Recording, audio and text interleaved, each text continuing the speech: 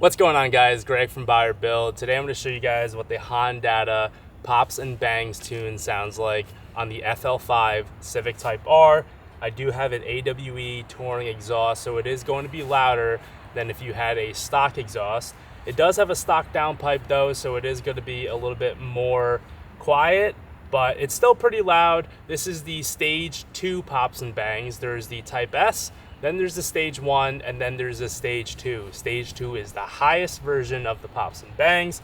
Experimenting today to show you what it sounds like, so hopefully that you don't do it to your car. Let's go ahead and see how it sounds.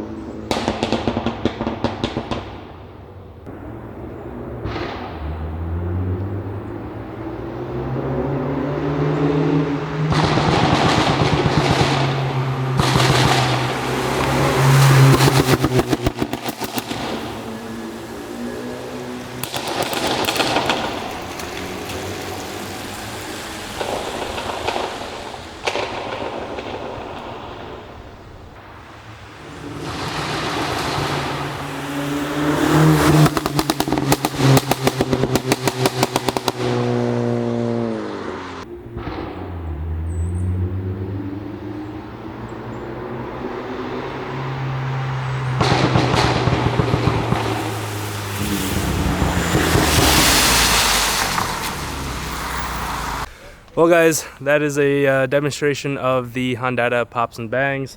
I'm gonna leave it to you guys to decide whether or not you want to install it or not. I'm advising against it. It's a waste of gas. It's bad for your car. It's annoying to everyone. It's annoying to myself driving the car. So just don't do it. I highly recommend you don't do it. And most tuners, real tuners, are not gonna allow you to put that on if you decide to go with a tune.